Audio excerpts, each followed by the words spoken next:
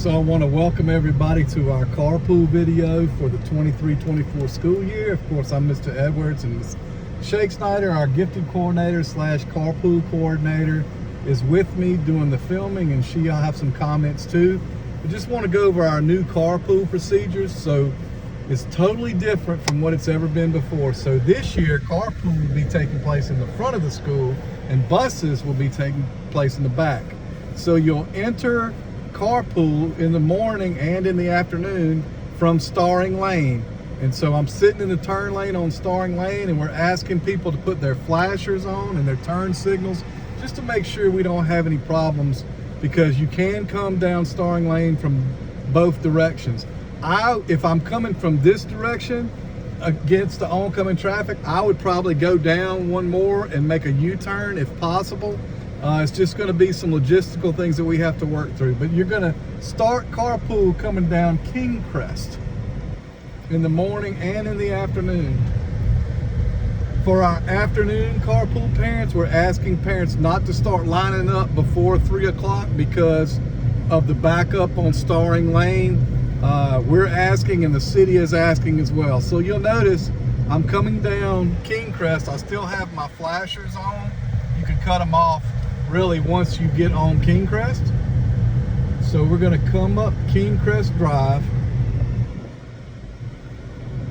and we're going to stop at the stop sign. I know sometimes we get eager to drop off, especially in the morning if we're running a little bit late. So please help us this year by making some extra plans if you need to leave just a little bit early.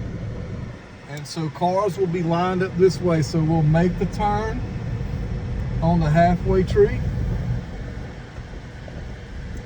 and then you'll make a right turn into the school parking lot. And we're going to ask that if you are here and you are lucky enough to be first in line, that you please do not turn in to our school parking lot until a carpool employee signals you in, which will be at 8 o'clock in the morning and 3:15 in the afternoon, just in case we need to have an emergency vehicle come by.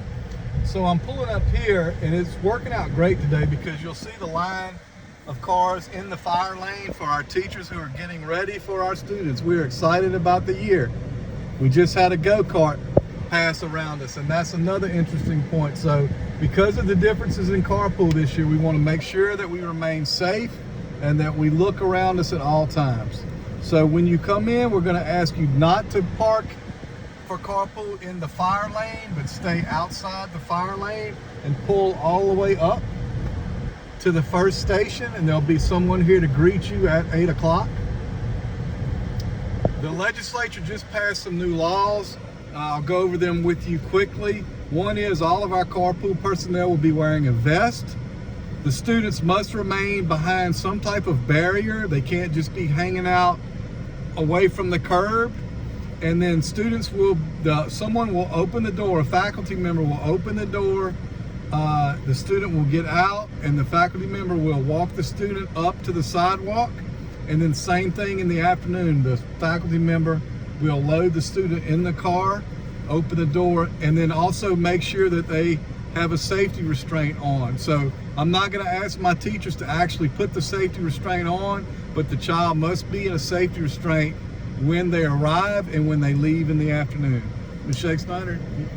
We will have your students waiting for you behind cones or flags on the curb, and we do ask that parents kind of go over that with their kids before school starts, that you should never step off the curb until you're with an adult that is a carpool employee. Also, sometimes we have students that maybe take their time in the building, and if your child happens to have that happen to them, we are going to ask you to pull off where that bus is right here. So we'll ask you to pull up in the lane, and you're going to make a right-hand turn into this little U, and we will walk your student to you as quickly as we can get them out. We are asking parents to be really patient with us. Have your carpool number ready. You'll get that number at Meet the Teacher, or at the first day of school your child will receive their number. And please have that every single day so we can make sure we're loading the cars correctly. So I'm going to pull through as if we also just want to remind you that your car must be in park when you're dropping off or picking up. I know sometimes, even like right now, I have my foot on the brake and the car's in drive, so I'm just going to shift to park the same way I would if I'm dropping off or picking up. Then, once my child is secure in the car, I can pull away. Again, I'm mindful of what's going on around me, and I'll pull to the end of the driveway. And what the city has asked us to do, instead of turning left back onto Wild Valley and going out on Halfway Tree, you'll make a right. So we're going to turn right.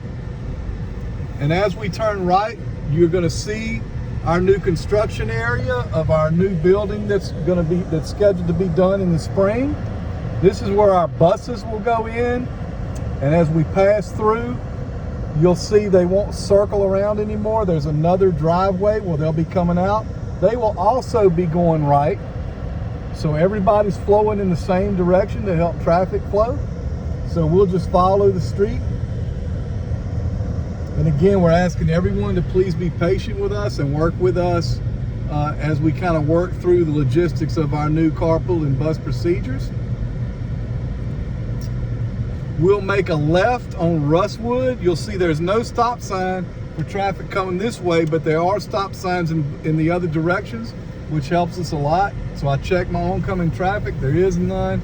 I turn left on Rustwood. The next stop sign is High Point.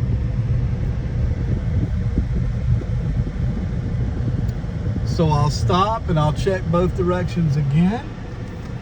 And I'll make the left on the High Point, and this will take me straight back out to Segan. I'm sorry, to Starring. It will take me straight back out to Starring. All right. We will be sending you out the new carpool procedures. You'll have it here on Dojo, and then we'll send that out with every student on Meet the Teacher or the first day home. We ask that you read those and adhere to the carpool policies.